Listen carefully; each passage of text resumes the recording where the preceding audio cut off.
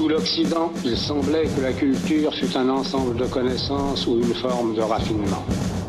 Mais depuis le début du siècle, la confrontation des grandes cultures de l'humanité a fait de la culture un problème.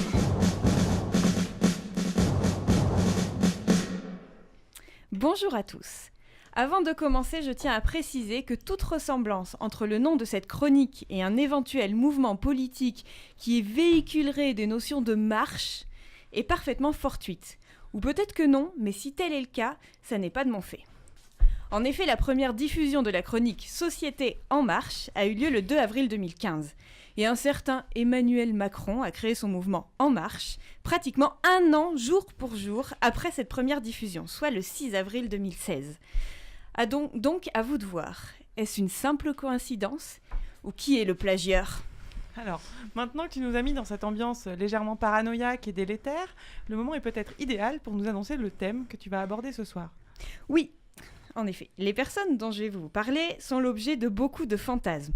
Enfin, peut-être en particulier ceux de Pamela Anderson. On se demande s'ils sont dangereux ou s'ils sont de véritables héros. Ils sont à l'origine de gros scandales sanitaires, sécuritaires, etc. J'ai bien entendu nommer les lanceurs d'alerte. Les lanceurs d'alerte, ces gens qui révèlent au grand jour des informations pour le moins compromettantes sur des entreprises, des dirigeants, des États, et qui bien souvent subissent des représailles aussi secs. D'un point de vue symbolique, lancer l'alerte n'est pas neutre. Cela met en balance des questions morales ou éthiques contradictoires. D'une part, l'intérêt général, au travers par exemple de la santé, de la sécurité du grand public, et d'un autre côté, la loyauté, la confiance, puis la trahison vis-à-vis d'une organisation et de ses membres, qui bien souvent est l'employeur du lanceur d'alerte. Lancer l'alerte est parfois perçu comme une délation. Inutile de vous rappeler les événements que ce mot évoque. Et pourtant, heureusement que ces alertes sont données. Les scandales ont existé et nous sommes bien satisfaits d'en avoir été informés et que des mesures aient été prises. C'est d'ailleurs grâce à ces scandales et pour éviter que ces lanceurs d'alerte fassent à l'avenir l'objet de représailles que l'intervention du droit se justifie. Alors justement, tu es juriste, quel est le traitement juridique des lanceurs d'alerte ? Jusqu'en 2016, il n'existait aucun cadre juridique général sur le traitement des lanceurs d'alerte. Il n'existait que des dispositions sectorielles, par domaine de compétences. Il n'existait pas non plus de définition juridique des lanceurs d'alerte, donc évidemment il était difficile de les identifier pour les protéger. En 2016, 2 lois sont intervenues et elles offrent un traitement autour de 2 axes, l'encadrement d'abord et la protection du lanceur d'alerte. Surtout, il existe enfin une définition du lanceur d'alerte. Cette définition, je vous l'épargne parce qu'elle est longue et très technique, mais je vous donne les critiques que je peux en faire. Tout d'abord, au sujet des personnes susceptibles d'être qualifiées de lanceurs d'alerte. Elles ne peuvent être que des personnes physiques, donc des individus, et non des personnes morales, donc pas des associations, des syndicats, etc.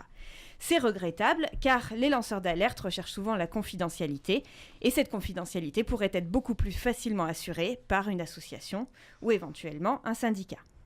Par ailleurs, ces personnes doivent se situer dans une relation de travail avec la personne ou l'entité dénoncée. Donc ils sont soit l'employé, soit un collaborateur professionnel.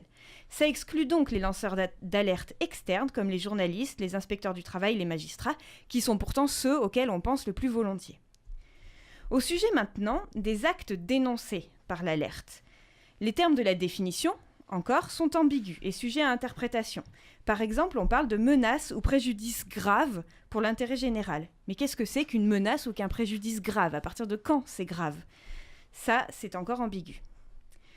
Après cette définition, le texte prévoit la mise en place d'une procédure de signalement d'alerte pour le 1er janvier 2018. Elle devra être mise en place au sein d'entreprises de plus de 50 salariés, de collectivités territoriales, de plus de 10 000 habitants et d'administration.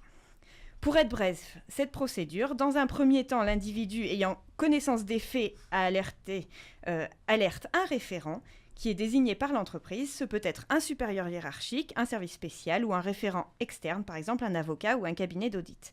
Mais ça ne peut pas être un représentant du personnel. Ce référent est censé donner une réponse dans un délai raisonnable. Si le lanceur d'alerte n'obtient aucune réponse, il peut saisir l'autorité judiciaire ou administrative ou l'ordre professionnel compétent.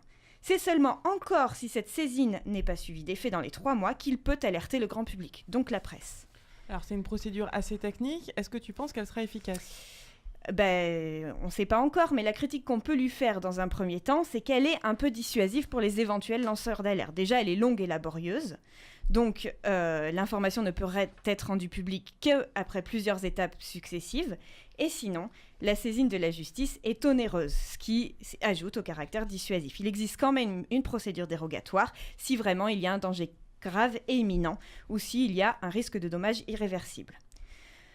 Je mentionne quand même la présence d'un défendeur des droits qui a reçu une compétence spéciale, mais malheureusement, je ne peux pas tellement m'attarder sur le sujet. Il veille juste à la protection et à l'orientation des lanceurs d'alerte. Alors du coup, peut-être rapidement, tu as évoqué la protection des lanceurs d'alerte. Qu'est-ce qu'il en est avec cette loi ? Alors cette loi, elle prévoit notamment l'interdiction des mesures de représailles, notamment la discrimination de par les employeurs. Elle crée un délit d'entrave à l'alerte et puis elle assure ou elle protège la confidentialité de l'identité du lanceur d'alerte. Par contre, le lanceur d'alerte peut être aussi sanctionné s'il fait, par exemple, un faux signalement. Il est pénalisé de 2 ans d'emprisonnement et 30 000 € d'amende. Pour finir mon propos, ici donc, on peut protéger de manière générale les lanceurs d'alerte seulement dans la relation de travail. Mais il manque encore quelque chose à mon avis, c'est surtout la question des moyens employés pour obtenir l'information ou la preuve. Certains sont parfois pénalement réprimés, je pense par exemple au piratage informatique. Il me semble que donc se pose la question de savoir si on peut ou si on doit excuser les pratiques lorsque la vérité révélée est dangereuse ou grave. À cette question, je n'ai pas de réponse et je vous laisse vous faire votre opinion. 9 minutes 8 minutes quelque chose. C'est aussi pas bon. Comment c'est possible? Bah, on a commencé à 41 et il est 47 minutes. 48.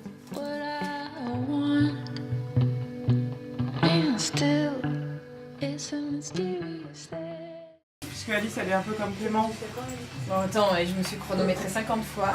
Oui, mais moi je me méfie parce qu'on dirait qu'il y a des mots qui s'ajoutent. Non, regarde, tu t'es barré un truc.